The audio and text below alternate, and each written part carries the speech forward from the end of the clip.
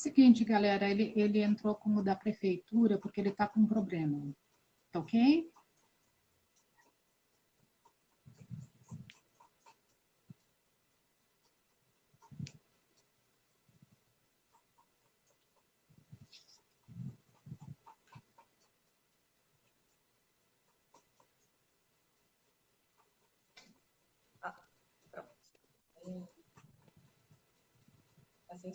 Como é que eu faço com o som? Como é que eu faço? Tá me ouvindo? Tô. Todo Tá me mundo ouvindo? está aqui aguardando, ansioso para falar com você. Tudo bem? Boa noite. Tá me ouvindo, Andréa? Estou ouvindo perfeitamente. Você está me ouvindo? Tô ouvindo, sim. Antes de mais nada, desculpa o É que... atraso, Andréa. Tava dando um problema na minha senha do Instagram, não tava conseguindo acessar. Não, sem problema nenhum. A gente está aqui esperando. Olha quanta gente esperando por você aqui. A gente estava meio ansioso mesmo, aguardando para falar com você, porque você sabe como que é, né? Bom, a gente, eu convidei várias pessoas para a gente conversar. Eu conversei com o Laércio antes da gente fazer essa live. Formulei algumas perguntas, ele pediu até que eu enviasse para ele. E depois eu falei separadamente com ele falou que não, que eu deveria fazer as perguntas que achasse melhor. Por quê?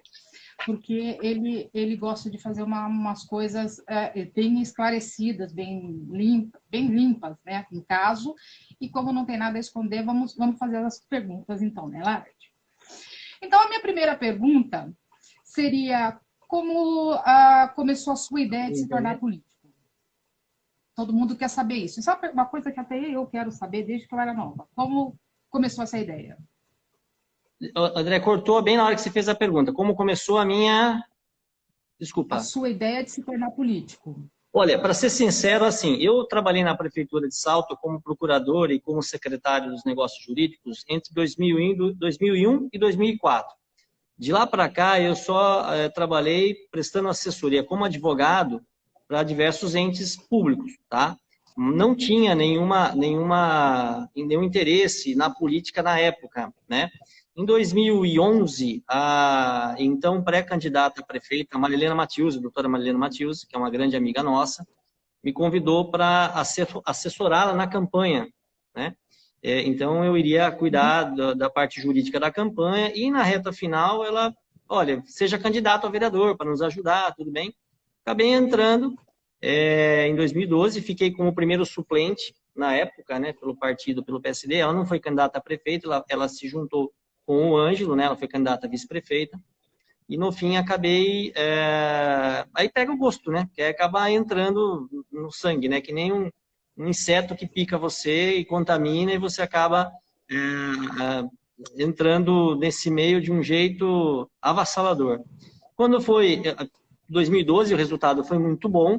Eu acabei me interessando em, aí sim, fazer uma campanha efetiva, pensando em ser candidato a vereador novamente em 2016.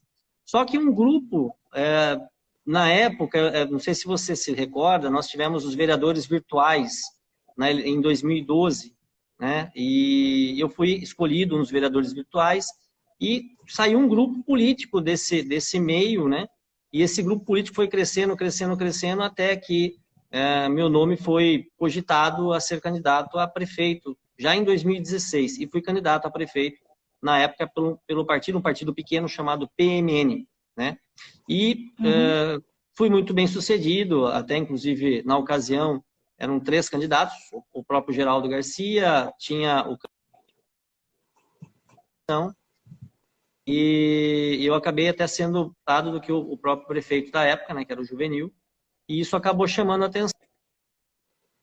E daí o projeto foi crescendo, crescendo, acabei sendo convidado a ingressar no PL, né? Na época era o PR, né? E depois aqui passou a se chamar PL, e acabei sendo convidado a ingressar no partido, já com um projeto um pouco maior, um grupo muito maior, até que em 2020, na eleição, aí sim, juntando com o Edmilson, né? Meu vice-prefeito, nós acabamos vencendo aquela eleição.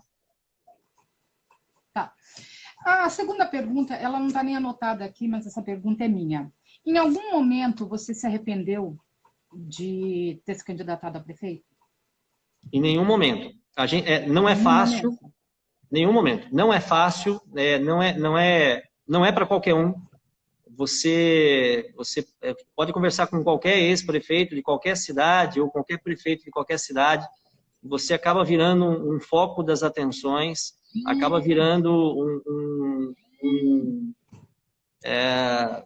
como se diz, um para-raio, né? Porque tudo acaba desembocando em você, né? Problemas que são da prefeitura, problemas que não são da prefeitura, problemas que são estruturais, ou seja, não se resolve do dia para a noite. Eu vou citar até um exemplo para você. Nós tomamos posse dia 1º de janeiro, que foi um feriado, né? 1º de janeiro, uma sexta-feira. Fizemos uma reunião de secretários no dia 2, no sábado, foi uma reunião bem extensa, onde nós traçamos alguns planos para a administração. Claro, a gente já vinha conversando, né? Mas aí efetivamente empossados. No dia 4, foi o primeiro dia útil do ano, primeiro dia útil aqui na prefeitura. E naquela ocasião faltou água em alguns bairros da cidade e eu recebi um monte de reclamação. Olha, mas escuta, mas você foi eleito para resolver esse problema. Escuta, mas calma, não se resolve esse problema em apenas alguns dias, não dá para resolver em alguns meses, precisa realmente de uma atividade estruturada, tempo, investimento, recursos. Então, assim, você é um para-raio, você acaba sendo um para-raio e eu entendo isso. Então, somente consegue estar aqui nessa posição quem está preparado para aguentar, para ser para-raio. Se alguém não tiver uma estrutura preparada para suportar crítica, suportar reclamação, eu nem aconselho a entrar aqui. Então, eu realmente posso dizer que é muito difícil. Eu não tenho mais vida pessoal, eu saio tarde da prefeitura, chego cedo, final de semana eu trabalho. Às vezes até eu costumo, domingo, por exemplo, almoçar com meu filho, né, que é um pedido dele, né? Ele pede para o pai, pelo menos domingo, deixa para mim, né? E às vezes de domingo eu estou resolvendo um problema da prefeitura, então, da cidade. Então não tem realmente mais sossego, mas em nenhum momento eu me arrependo. Por quê? Porque é possível transformar e melhorar a vida das pessoas. Isso não tem preço, né? A minha vida toda, eu sempre prestei, por exemplo, serviço voluntário, desde os meus 14 anos de idade. E desde criança, até minha mãe sempre me levava na antiga Feira da Bondade. Então, essa vontade de servir, essa vontade de ajudar, de transformar a vida das pessoas, faz parte da minha formação. E é uma chance de ouro que a gente tem. Então, é difícil, é complicado, mexe com as estruturas, mas em nenhum momento eu me arrependo de ter assumido essa função. Isso me levaria à próxima pergunta. Você esperava encontrar tanta oposição? Você esperava encontrar uma prefeitura tão zoada, usando uma palavra correta, tão zoada, tão bagunçada, um povo tão revoltado, tão cobrando tanto? Você estava preparado e esperava encontrar isso? A oposição, inclusive, do próprio, digamos assim, dos próprios vereadores, das próprias pessoas que deveriam te apoiar? Enfim, são perguntas que mandaram para mim. Então, estou te perguntando porque eu não estou olhando perguntas aqui, eu estou só as marcadas mesmo. Você esperava por isso? Fica tranquila, André. Agradeço imensamente a oportunidade de esclarecer. Tá? É claro que, assim, algumas ações, algumas reações, elas eram previsíveis, mas não esperadas. Tá? Nós imaginávamos que era algo assim. Ninguém imaginava, por exemplo, em 1º de janeiro, que em fevereiro, março, nós teríamos esse pico de pandemia. Então, é uma situação que era totalmente imprevisível. A gente sabia que era uma situação pandêmica, assumimos um hospital complicado, porque o contrato se venceria 90 dias depois e não daria tempo de fazer uma licitação, tínhamos que fazer o contrato emergencial, pessoas morrendo no Brasil inteiro, aquela dúvida da vacina, né? Eu lembro que quando chegou a vacina em Salto, nós ficamos até de madrugada, veio escoltado pela polícia. Eu lembro que eu chorei quando chegou a vacina, a primeira vacina que Salto recebeu. E assim, momentos muito difíceis, que não eram previsíveis, assim que nós ganhamos, vencemos a eleição, entramos na campanha, vencemos a eleição e tomamos posse. Mas sabíamos, isso era tranquilo, sabíamos que tínhamos que estar preparado para tudo. Tínhamos que estar preparado para uma oposição ferrenha, tínhamos que estar preparado. Nós tiramos um grupo político que estava instalado na prefeitura fazia 16 anos, ainda que tenha tido uma variação no meio do caminho, né, que houve uma mudança, mas é um grupo político que em 2012 venceu a eleição, perdão, em 2004 venceu a eleição, né, e esse grupo ficou aí durante 16 anos.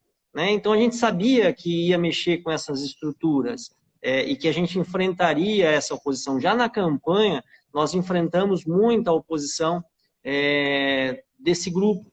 Então, assim, a gente não tinha como adivinhar cada um dos problemas, mas a gente sabia que tinha que estar preparado para tudo. E uma coisa que é importante, infelizmente, há muita confusão. Nós identificamos aí algumas opiniões de imprensa, de redes sociais, dizendo, olha, mas é a oposição, os vereadores... É um pouco diferente. Eu gostaria até de campanha e até eu não sei, acho que travou aqui, André, eu não sei se você deu para ouvir uma parte, mas tá me ouvindo? Tá me ouvindo? Tô. Deu uma travada, não sei se é a minha internet. Tá dando uma travadinha assim.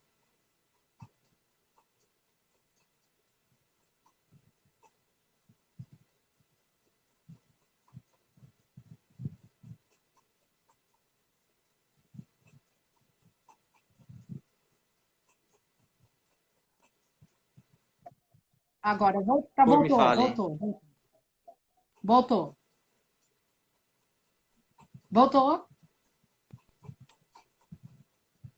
Não, travou. Tô ouvindo? Deixa eu ver aqui como é que tá. Voltou.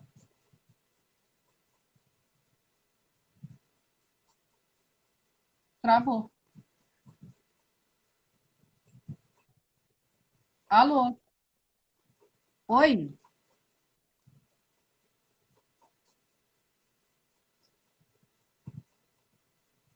Acho que a internet dele tá meio... Oi? Tá travando a internet dele. Alô?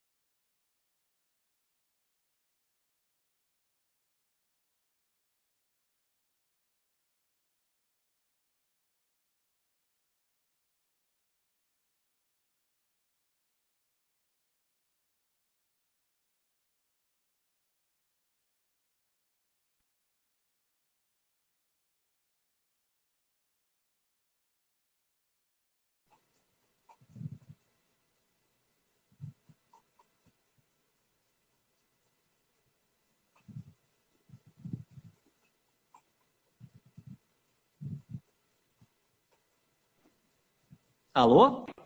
Me voltou? Oi? Voltou. Voltou? Para mim, voltou. Acho que Na live, né? Isso. Tá, então,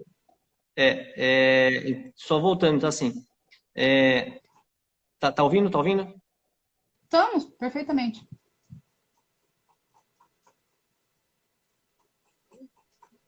Tá. Senta na minha frente.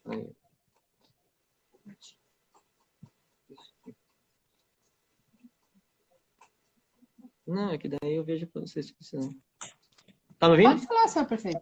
Tá. Então tá. É que eu tinha parado tudo aqui, Então, assim... A imagem não está boa, mas está dando para ouvir certinho o senhor falar. Pode tentar isso. A gente tinha que estar preparado para tudo. Mas uma coisa que é importante é assim, algo que a gente sempre defendeu é a independência e a liberdade dos poderes. Então, a gente sabe, isso não é escondido de ninguém, que nas legislaturas passadas, muitos dos temas discutidos em Câmara de Vereadores eram decididos na prefeitura, né? E na minha opinião, na nossa opinião, do nosso grupo, isso é errado.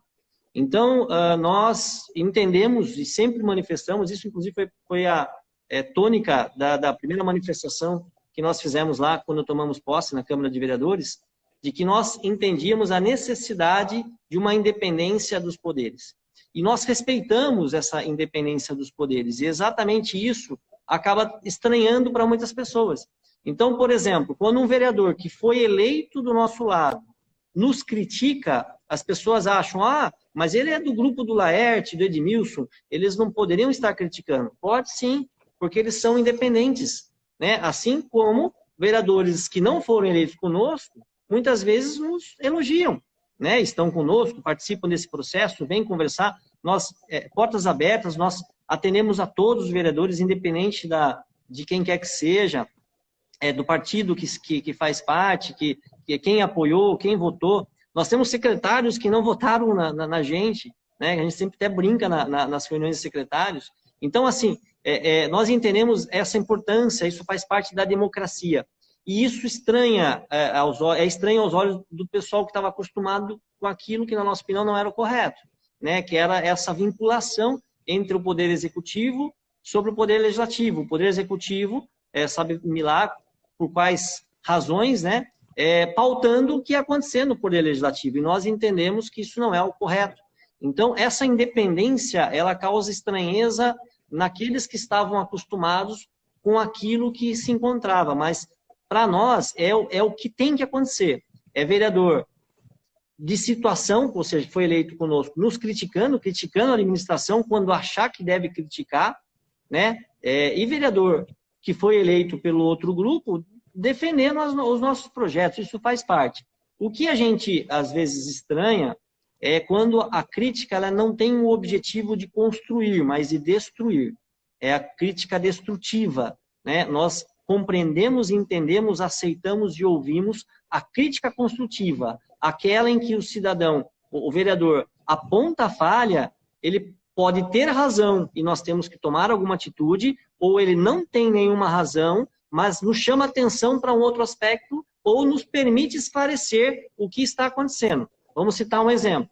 Quando a clínica Moltonec está parada, ela está parada porque tem um problema grave. Tinha problemas graves estruturais. Para você ter uma ideia, André, quando nós fizemos um relatório, e vou citar um problema que foi identificado para você ter uma ideia. Quando você constrói um telhado, é feito uma estrutura de madeira chamada tesoura, né? A madeira ela é estruturada para você acomodar o telhado, né? E essa tesoura ela é apoiada nas vigas, nas colunas, para que ela sustente, para que o telhado não tombe, né? Às vezes a gente vê construções que o telhado está tombando porque tem algum problema. A clínica Moltoné, o telhado ele estava sendo escorado por mourão, aquela tábua que é feito, que é para segurar a laje, ou seja, algo que não ia durar nada, em 2 anos o telhado estaria caindo, né? Então foi detectado isso e foi exigido da empresa que construiu que fizesse as devidas correções.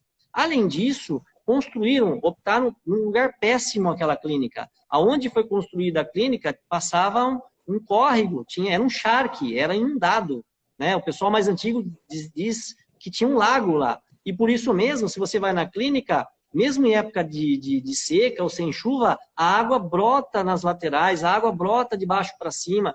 Então, a gente tem que fazer toda uma estrutura, um trabalho de drenagem. Nós tivemos que fazer isso. Só que aí os vereadores, e é o papel deles, vem no plenário, na tribuna, nas redes sociais, olha, a Clínica das Nações, ela está parada, é um absurdo. Não, o vereador que fez essa crítica, ele não tem razão na crítica, porque ele não conhecia o problema, mas ele permitiu, deu oportunidade ao Poder Executivo de explicar o que estava acontecendo. E a partir de então, essa informação se tornou pública. Isso é uma crítica construtiva, mesmo que ela não tenha razão.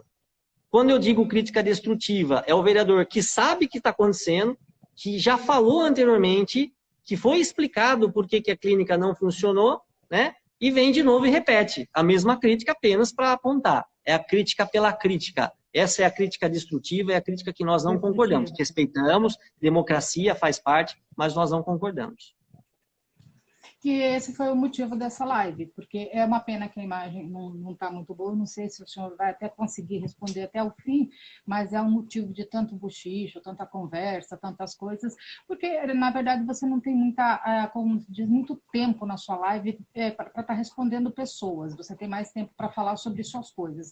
Então, como tem essas oposições, como você falou agora, então eu tomei a liberdade de pegar, colher essas perguntas dessas pessoas e realmente essas pessoas mesmo a qual você está se referindo me fizeram essas perguntas. Eu falei, então tá, a gente vai esclarecer com ele, porque na verdade assim, é muito fácil cobrar, o difícil é estar no lugar da pessoa, ter a empatia de entender que a pessoa, uma coisa que está destruída leva um tempo para se reconstruir.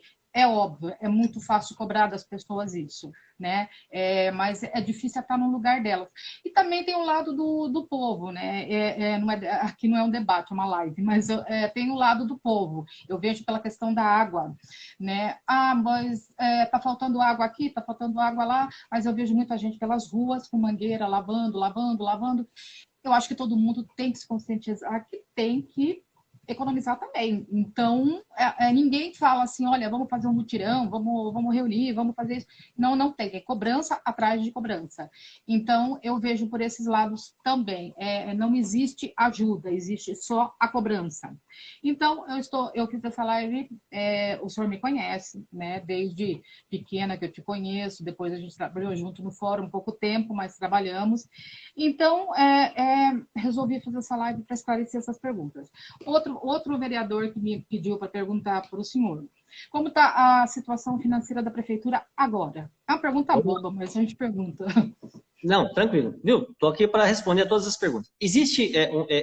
São duas questões que precisam ser compreendidas em termos de administração pública. Uma coisa é o caixa, é o que você tem na conta, outra coisa é o orçamento. O orçamento é a previsão definida por lei, o que você pode gastar e aonde você pode gastar. No ano anterior, a Câmara de Vereadores aprova um orçamento que é apresentado pela Prefeitura para o ano seguinte. E esse orçamento define, olha, nós vamos gastar 5 milhões de reais com construção de um prédio, uma escola. Vamos gastar 100 milhões de reais com salário de funcionários. É a lei orçamentária, tá? Então, a gestão passada apresentou um projeto de lei que foi apresentado à Câmara de Vereadores, foi aprovado e é o orçamento que nós temos que seguir. Então, às vezes, a Prefeitura até tem o dinheiro em caixa, mas ela tem que gastar naquilo que está apontado. E o orçamento, ele tem que se encaixar com o caixa, ok? Então, quando, por exemplo, você faz um orçamento de despesas de 450 milhões de reais, que é o caso das despesas do município de Salto, você tem que estabelecer uma arrecadação de 450 milhões de reais. Então, é possível, às vezes, que você tenha dinheiro em caixa e tenha um déficit orçamentário. É mais ou menos assim. Você recebe o seu salário, R$ 1.500. Você tem dinheiro em caixa. Se você pegar o extrato do seu banco, consta lá que você tem R$ 1.500, ok? Mas você começa a pegar os carnês, você começa a somar as parcelas. A parcela da geladeira, a parcela do celular, a parcela do carro, o plano de saúde, as despesas que você planeja que vai ter na farmácia, no supermercado, o aluguel. Aí você soma todas as suas despesas, está lá R$ 1.700. Você tem R$ 1.500 no banco, tem caixa, mas você tem as despesas do mês R$ 1.700. Você está com um déficit orçamentário. Né? Porque você não tem esses 200 de diferença. Você vai gastar 1.500 e vão faltar 200. E aí você tem duas formas de resolver. Ou você deixa de pagar alguma coisa, ou você acha uma fonte a mais. Né? Você faz um bico, faz hora extra para conseguir completar esses 200 reais. Ok? E você deixar de pagar, também tem duas formas de você fazer. É não pagar, ficar inadimplente. Não vou pagar a conta de telefone. Só que aí o telefone pode ser cortado. Ou entrar numa dívida, fazer um empréstimo. Exatamente. Ou você economizar. Olha, eu estou calculando que eu vou gastar aqui R$ 500 no supermercado, mas eu vou ter que dar um jeito de gastar 300, porque eu só tenho 300. Então, ao invés de eu comprar aquele a melhor marca do detergente, eu vou comprar mais baratinha. Comprar o do supermercado, enfim. Então, são várias formas. Por que eu fiz essa analogia? Porque quando nós entramos na prefeitura, tinha dinheiro em caixa. Realmente tinha dinheiro em caixa, né? Mas nós tínhamos um déficit orçamentário. O dinheiro previsto para arrecadar não era suficiente para pagar todas as despesas no ano. Então, só para você ter uma ideia, nós tínhamos no primeiro trimestre um déficit orçamentário de R$ 28 milhões.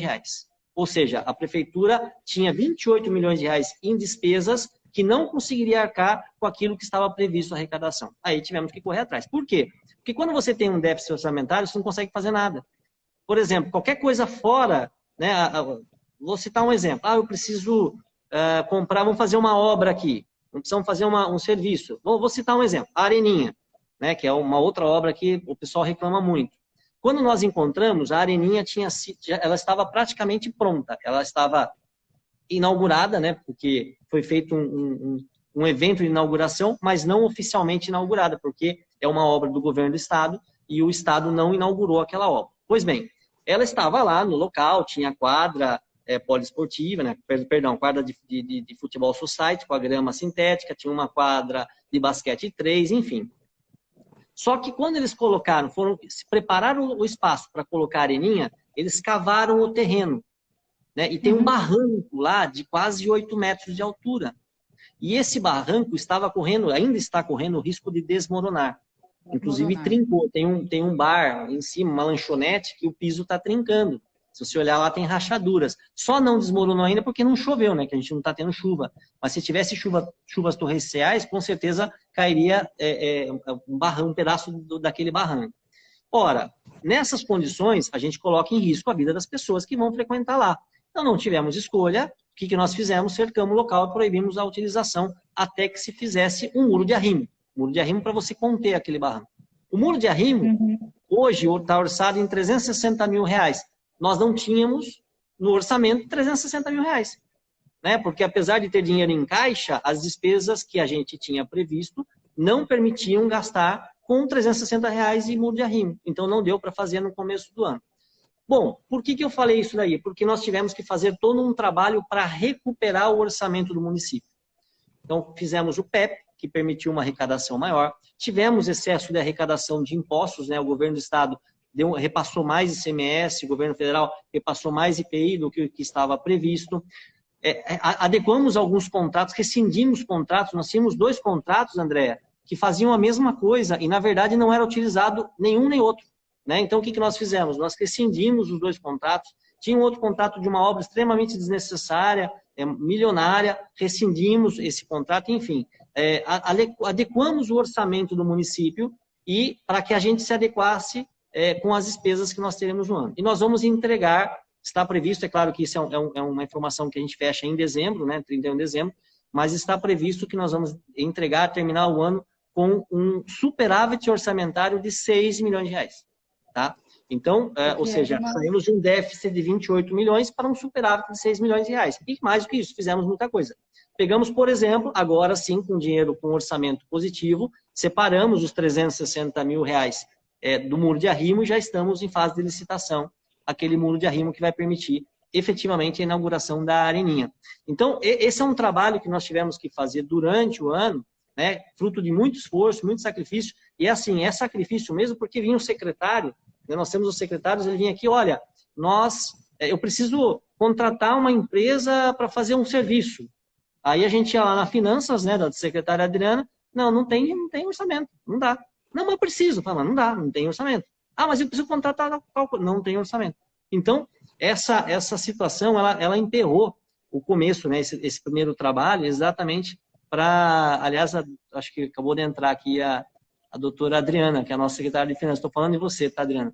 A doutora Adriana, ela sofria demais, porque o pessoal batia na porta dela e falava, não tem orçamento. Agora ela tem orçamento, está liberando para os secretários. Mas isso dava uma angústia, né? Porque a gente não conseguia fazer algo a mais exatamente por conta desse problema orçamentário, mas que nós resolvemos ao longo desse ano e, com certeza, aí já no ano que vem, o nosso orçamento, o orçamento da nossa gestão, o projeto de lei que nós encaminhamos, já planejado pelos nossos secretários, nós já teremos condições e não teremos esse problema do déficit orçamentário.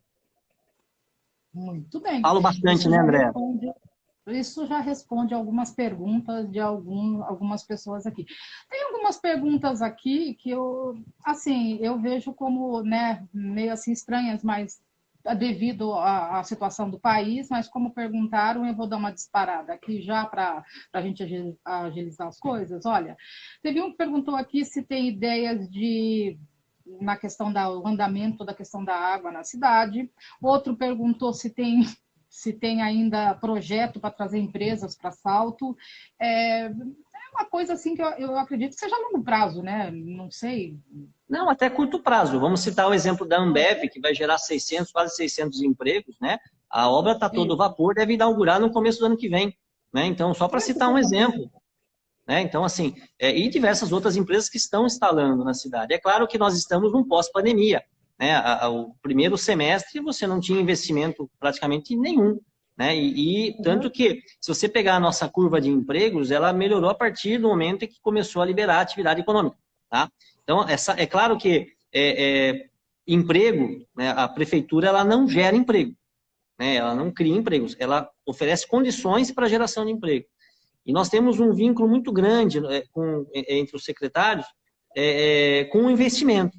Então, o empresário ele quer investir, nós abrimos as portas, ajudamos, auxiliamos. Claro que mais ações precisam ser tomadas. Né? Nós já estamos concluindo um projeto de uma nova lei de incentivos fiscais que vai atrair novas empresas. Mas as ações estão sendo realizadas, né? Houve a inauguração do Roldão, o São Roque vai ampliar a unidade, a IP está trazendo aqui o seu centro de distribuição. Quem olhar a estrada aqui vê que está todo vapor. Né? Então, 2021, ano atípico, né, por conta da pandemia, ainda assim, com resultado positivo, né, houve sim geração de emprego, né, e 2022 a expectativa é enorme. Em relação à água, Andréia, é algo que assim, a gente sempre fala, é importante deixar claro. Nós temos hoje em Salto uma condição atípica, que é a de falta de investimento estrutural nas últimas décadas. Né? Só para citar um exemplo, de 2014 para cá, foram mais de 27 mil ligações de água, novas ligações de água. Né? A população aumentou, nós estamos recebendo, inclusive, muitas pessoas vindo de outras cidades, eu cito como Indaiatuba, por exemplo, muitos indaiatubanos se mudando para a cidade de Salto, né? Ou seja, a população aumentando. Hoje nós estamos, a previsão do IBGE de 121 mil habitantes, mas é uma previsão estatística, porque não foi feito o levantamento, o censo será realizado no ano que vem, e eu tenho certeza que a gente vai ter um número muito maior do que isso. Né? Não duvido que passe dos 125 mil habitantes da cidade de Salto. Só que de lá para cá, não houve um único investimento em captação de água. Ou seja, a gente captava 400 litros no Piraí, 80 litros no Conceição e mais 120 litros lá no Buru, que é a outorga que a gente tem. De lá para cá não houve nenhum investimento a mais de captação. Então a conta não fecha, a população aumenta, o consumo aumenta e a captação de água é a mesma. E para piorar, estamos vivendo a maior seca dos últimos 100 anos. Ou seja, além de não termos um aumento de captação, nós temos uma redução da água disponível. Então, o Ribeirão Piraí, por exemplo, nós temos a possibilidade de captar 400 litros por segundo, né? Que é uma quantidade muito boa. Mas só que o nível do rio, por falta de chuvas, ele não permite esses 400 litros por segundo. Então, nós estamos captando 350, 320, atualmente abaixo dos 300, 280 litros por segundo. Teve um dia que captamos 220 litros por segundo, ou seja, quase metade daquilo que nós deveríamos estar captando. A população aumentou, o consumo aumentou, dias quentes exigem mais consumos, tem o desperdício que você mesmo acabou de relatar, infelizmente, né? Só para você ter uma ideia, a gente faz uma fiscalização, o SAI já autuou mais de 300 pessoas nesse ano, né, por conta de uso abusivo de água, até curioso, hoje eu participei de uma reunião com o GAEMA, que é o grupo do Ministério Público que trata desses assuntos do meio ambiente. E houve uma menção de que Sorocaba, que tem quase 700 mil habitantes, aplicou esse ano 300 notificações de multa. Eu falei, nossa, mas Salto, que é um quinto, aplicou o mesmo número de multas. Ou seja, isso prova que nós estamos mais efetivos até do que uma cidade grande como Sorocaba. Então, acaba acontecendo esse desperdício, por isso que a gente fica muito em cima disso, mas a conta não fecha. Então, é claro, precisa ser feito, nós precisamos corrigir isso? Sim. De que forma? Obras estruturais. Só que as obras estruturais você não faz em 30, 60, 90 dias, você não faz de um ano. Então, nós precisamos de anos para concluir. Claro que algumas questões vão sendo resolvidas nesse meio tempo. Você pegar, por exemplo, tinha lá uma rua no Jardim Porto Seguro, que é a Rua Samambaia. Aquela Rua Samambaia tinha um problema terrível de abastecimento de água. Foi resolvido, já não tem mais problema lá. Algumas ruas no Planalto, no Jardim das Nações, foi resolvido. A parte alta do Jardim dos Eucaliptos foi resolvido. Fizemos um bypass lá no reservatório, na caixa d'água do Ara São Luís, também foi resolvido. Uma série de ações que foram sendo aplicadas pontualmente que melhoraram esse abastecimento, mas não conseguimos ainda trabalhar na questão da quantidade de água. Então, algumas obras já estão em andamento. Graças a Deus, um trabalho, um empenho dos 4 prefeitos do consórcio, Salto, Itu, Indaiatuba e Cabriúva, juntamente com o deputado estadual Rogério Nogueira, nós conseguimos um aporte do governo estadual de 70 milhões de reais para a construção da barragem do Piraí, que vai garantir a segurança hídrica dos próximos 80 anos das 4 cidades. Né? Até teve um cidadão que me perguntou, escuta, mas vocês receberam 70 milhões de reais e não aconteceu nada ainda? Eu falei, calma, uma barragem dessa é no mínimo 3, 4 anos para construir. E tem que se licitar. Então, assim, não se faz do dia para não uma varinha mágica que você vai lá. Eu adoraria, né, ter a varinha mágica. Tlim, apareceu a barragem. Nós já começamos a desassorear a barragem do Ribeirão Piraí. Aí as pessoas podem perguntar, mas por que não desassoreou antes? Porque não pode desassorear quando o nível da água está muito baixo. Você precisa ter água em abundância e fluxo de água para poder desassorear, porque se você desassoreia em época de seca, você abaixa tanto o nível da água que você não consegue buscar água pela bomba.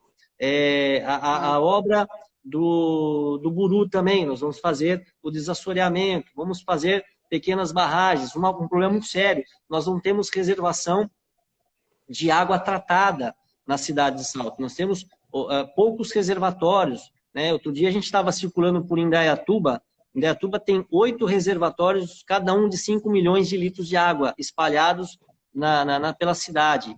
Esse é um reservatório que custa 8 milhões de reais para você construir. Não é só fazer a conta, é uma obra de 64 milhões de reais. Né? E eles fizeram, eles têm um recurso, é uma cidade rica, orçamento 3 vezes maior que o de Salto, né? A população, obviamente, sofre mais, porque acaba pagando mais IPTU, enfim. E, no fim, mas foi feito. Vamos fazer um reservatório de água em Salto. Nós vamos fazer, temos um projeto de construir 6 reservatórios nos próximos meses, mas exige recursos, né? E exige tempo. Você não faz um reservatório em 3 meses, você precisa de 1 ano para construir um reservatório desse daí. Né? Então, nós vamos fazer já, em metade de 2022, já devem estar inaugurando os primeiros reservatórios. Mas Indaiatuba fez isso lá atrás, e infelizmente aqui em Salto nós não fizemos. Tá? Então, são obras que vão ser realizadas, mas que exigem, primeiro, recursos, que muitas vezes a cidade de Salto não tem, né? Nós temos que buscar com o governo estadual, temos que buscar no governo federal, e exige tempo. Nós precisamos de tempo para executá-las. Tá? Mas nós estamos trabalhando nisso. Infelizmente, a gente pede a colaboração, a compreensão da população, porque nós estamos pagando, nós estamos sofrendo pela falta de investimento das últimas décadas, tá? E também pela época de seca que nós estamos enfrentando, que é a maior seca dos últimos 100 anos. Certo. Bom, doutor Laerte, nós vamos a pergunta de 1 milhão. Aliás, a pergunta de 21 milhões que você me autorizou a fazer, que está gerando tanta confusão na oposição, que está gerando tanta fofoca, tanta confusão. Nós vamos fazer essa pergunta, vamos esclarecer tudo certinho que você falou. Pode fazer, André. Na questão do asfalto, a pergunta que não quer calar sobre o financiamento de 21 milhões para 11 quilômetros no asfalto, seria a hora para entrar nessa dívida? A questão que um vereador falou, a questão dos juros, que é muito alto, não sei o quê. Bom, o senhor pode responder essa pergunta para nós? A gente sabe mais ou menos a resposta, mas como mesmo o senhor falou, tem o lado bom da pessoa e tem o lado ruim. Mas eu quero que o senhor explique para nós, então. Olha, quando você paga juros, né? Quando você paga juros, você tem que considerar que você está antecipando o recebimento do dinheiro. Né? Então, você, por exemplo, você tem duas formas de você comprar um celular. Você pode juntar dinheiro e comprar o celular no ano que vem, daqui a um ano, ou você pode comprar agora e pagar juros na hora que você faz a compra do celular, ok? Então, os juros ele é pago de forma antecipada. Houve um argumento lá até de um vereador na reunião, que isso aí a gente debateu com diversos vereadores, né? Houve um argumento, mas compensa, por que a gente não espera 4 anos para asfaltar a rua, né? E não paga esses juros? Fala para o cidadão que tem a rua de terra na frente de casa, ou tem uma rua deteriorada na frente de casa, fala assim, cidadão, nós não vamos asfaltar a sua rua agora, né? Porque nós vamos asfaltar só daqui 4 anos, porque apesar de a gente ter um dinheiro que poderia utilizar para asfaltar, nós optamos em não pagar os juros, tá? É claro que não. Compensa você pagar um pouco, e os juros, daqui a pouco eu vou falar um pouquinho sobre ele, pagar um pouquinho de juros, ainda que você tenha que fazer essa conta, esse investimento, mas antecipar o benefício ao cidadão. Então, aquela rua que nós asfaltaríamos só daqui 4 anos ou daqui 6 anos, nós estamos asfaltando agora, né? E isso, se você for analisar, traz benefícios para toda a cidade. Por quê? Porque aquele cidadão que não tem, por exemplo, a estrada de terra na frente de casa, ele provavelmente vai ter menos, só um exemplo, ele vai ter menos problemas respiratórios. Então, é menos uso do hospital, é menos custo da saúde, né?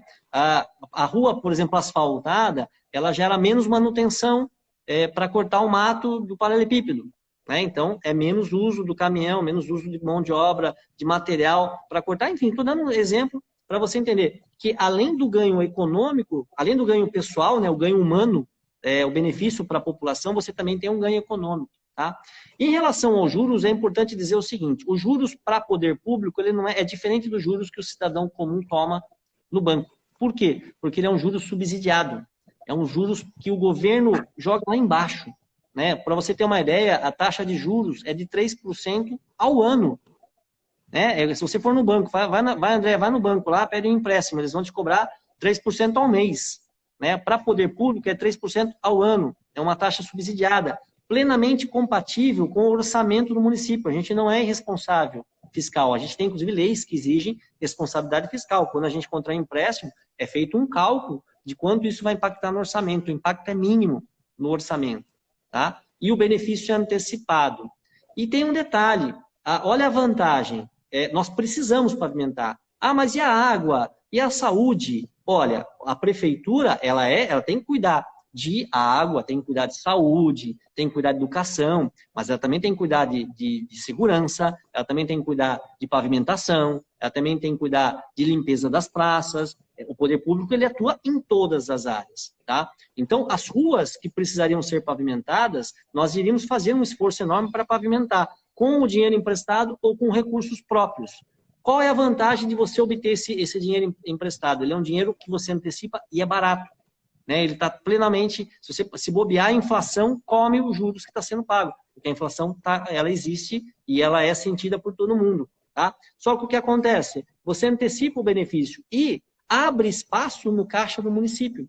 Então, por exemplo, vamos imaginar uma rua que eu iria gastar R$1 milhão para pavimentar. Aonde que eu iria tirar esse R$1 milhão para pavimentar? É uma rua que a população sofre há muito tempo, que o ônibus passa a cada 20 minutos, que está trazendo prejuízos a todas as pessoas, mas aonde eu iria pavimentar essa rua? Ótimo. Da onde que eu iria tirar esse R$1 milhão? Do tesouro do município, ou seja, tirar do IPTU, ok? Como eu consegui esse recurso do governo do estado, né, que a gente só vai pagar em parcelas a perder de vista, na verdade são 10 anos com uma carência de 2 anos, tá? vai sobrar esse R$ 1 milhão né, do IPTU para investir em saúde, educação, segurança. Ou seja, você ganha dos dois lados. É claro que a gente entende a posição dos vereadores e tudo mais, mas você ganha dos dois lados. Mas é importante que, olha, a gente fala em 11 quilômetros de pavimentação, mas é uma estimativa, tá? Porque a gente acredita que pode se fazer muito mais do que 11 quilômetros, né? Aí é diferente, porque você tem ruas que exigem drenagem, que essa é uma outra preocupação que nós temos. Quando a gente vê, tem muita rua em bairro aí que foi asfaltado sem a preocupação da drenagem. Não tinha preocupação de drenar. O que é drenagem? É água de chuva que vai na boca de lobo, que vai na rede, que cai no rio, né? Por isso que você vê, por exemplo, bairros lá, tem aquele bairro, o Jardim Santa Cruz, ó, tem uma parte do Jardim Santa Cruz que quando chove, alaga, vira na verdade um mar quase, né? Inclusive tem uma obra que a gente vai fazer para conter essa água. Por quê? Porque quando asfaltaram, não se preocuparam com a drenagem, né? Asfaltar, que eles faziam, né, antigamente, é pegar aquela rua lá, passa a camada de asfalto e pronto. Nós não estamos preocupando apenas com asfalto, nós vamos fazer o projeto de drenagem. Então, o asfalto nas ruas que precisam de captação de água pluvial, Boca de Lobo e Bueiro, nós também vamos fazer. Então, nós vamos fazer o projeto de drenagem, olha, aqui precisa. Então, nós vamos fazer o projeto de drenagem, pavimentar e fazer com o serviço completo, para não ter que quebrar o solo de novo e não ter que gastar mais. Então, tem ruas que precisam de drenagem, tem ruas que não precisam. A pavimentação não é apenas asfalto, nós vamos, principalmente na região dos bairros, né, que a característica de chácaras ou por exemplo, Iracema, Maracajás, no Buru, né, Buru, quantos anos falam em pavimentar o Buru? Nós vamos pavimentar algumas ruas do Buru, principalmente aquelas onde o ônibus passa, né? Lá a gente vai usar os bloquetes, né? Os pisos intertravados, né? Ou como o Edmilson gosta de falar, os pavers, né? Os pisos intertravados. O que é o piso intertravado? Vai lá no Jardim Santa Rita, você vê aqueles bloquetes, né? É o mesmo piso, o desenho é diferente, mas o mesmo método do piso do calçadão. E ele é mais barato do que o asfalto, né? A manutenção é mais barata, por exemplo. Então, algumas ruas nós vamos pavimentar com pavers, né, com os bloquetes, e isso permite você pavimentar mais. Então, a gente calcula que, estima 11 quilômetros, mas a gente calcula que vai ser mais do que isso. Bom, eu acredito que todas as respostas tenham sido respondidas. Tem alguma coisa que o senhor quer acrescentar de tudo isso? O senhor não tenha... O senhor falou que ia falar de juros, de alguma coisa? Não, juros é aquilo que eu falei, é um juro subsidiado, né? Ele é mais barato, diferente do juro que você paga, que o cidadão comum paga no banco quando faz o empréstimo. Juros para poder público, ele é baixíssimo, né? Ele não é sentido. O benefício compensa os juros que a gente paga, tá? Mas eu gostaria de falar, bom, primeiro agradecer pela oportunidade, André, que você me deu de esclarecer esses pontos, né? Colocar à disposição. Eu acho que é importante que o cidadão busque as informações e fique à vontade de nos questionar, seja pelas entrevistas, seja através das nossas lives que ocorrem às quartas-feiras, mais ou menos às 7 horas, né, André? Você sempre dá bronca em mim porque atrasa, né? É que a gente sempre tem os compromissos, né? Sempre para vocês verem, André, quando é que vai começar a live? Vocês estão atrasados, né? Não é, a gente está numa reunião aqui que atrasou um pouquinho. Eu estou sempre dando bronca em todo mundo, você sabe que é meu jeito. É meu jeito. Mas a gente fica feliz. Eu estou vendo pelo lado seguinte, eu estou vendo pelo lado porque é como eu explico para as pessoas quando eu conheço você desde criança, a gente brincava, você não vai lembrar, né? Eu conheci você quando você entrou no fórum, eu estava saindo, que foi em 99 que você se formou, não lembro, acho que 99, 2000.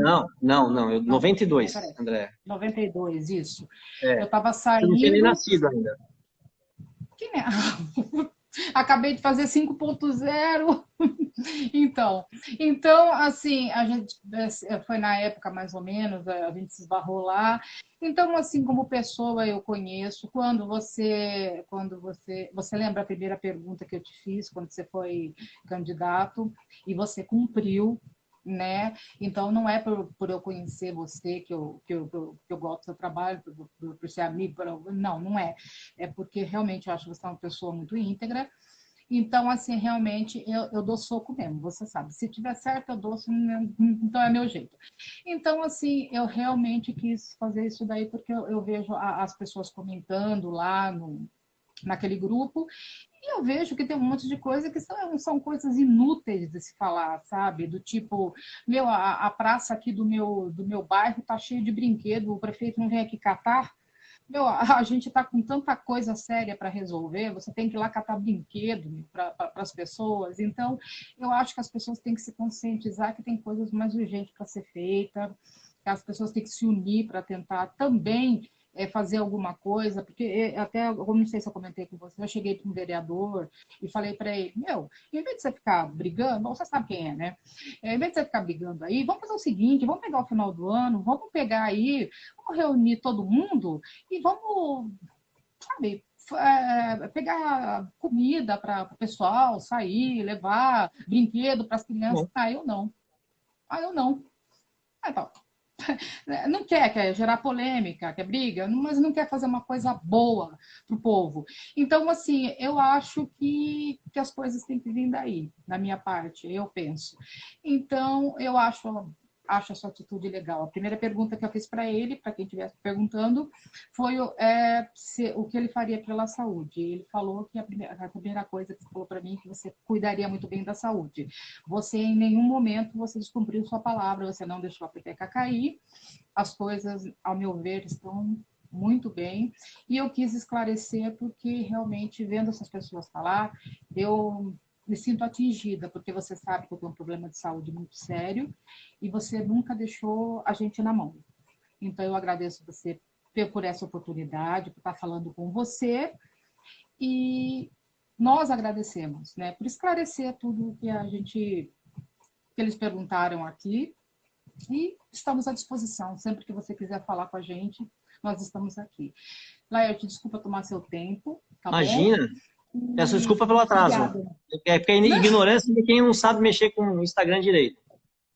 Vai na sua própria live, se atrasa meia hora, se atrasou 18 Então, na tá minha, não vendo? tem problema nenhum. Tudo de Mas bom para agradeço você. imensamente pela oportunidade, André. Eu conclamo a população que faça exatamente o que você faz, buscar informação. Infelizmente, tem muito fake news rodando, tem muita falsidade, muito boato. Rede social ela é maldosa, infelizmente. Se a gente não souber aproveitar, a rede social é uma chance fantástica, sensacional de buscar informações. Só que se a gente não souber buscar informação, a gente sempre vai partir para o lado errado, né? Pessoas estão morrendo até por conta disso, né? Nós tivemos, vou citar apenas um exemplo, aquela coitada lá, acho que em Guarujá, se não me engano, no litoral, que foi acusada de bruxaria, ela foi espancada em praça pública, foi arrastada pelas pessoas e no fim não era ela, mas por causa de uma postagem falsa de rede social. Então, a gente precisa tomar muito cuidado. Então, eu parabenizo você, André, e conclamo a população que busque a informação correta. Você ouviu aquela informação, vá buscar um segundo lugar antes de ficar divulgando. Isso é muito importante, né?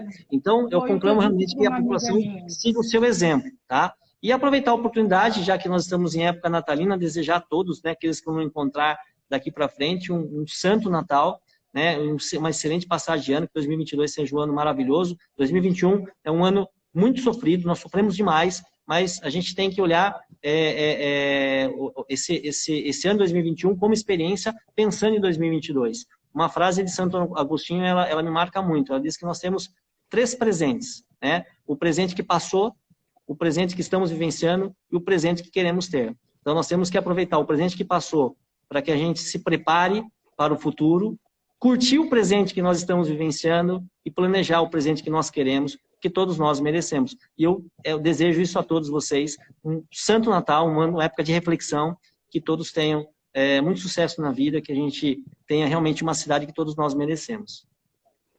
Muito obrigada por tudo e nós desejamos a mesma coisa. Igualmente, um Feliz Natal para todos, um abração e Deus nos ajude a continuar, que Deus coloque paz no coração de todos e que, como você mesmo falou, maldade tem muita. Realmente denunciaram meu Face, você sabe disso, mas as pessoas vão aprender a se unir. Com o tempo, eu acredito que a gente tem que pôr na cabeça uma coisa, vai piorar. Mas quem tiver Deus aqui dentro, ele é maior, com certeza. Então, Amém. Deus te abençoe, muita paz e luz para todos vocês. Deus abençoe. Amém. Deus abençoe.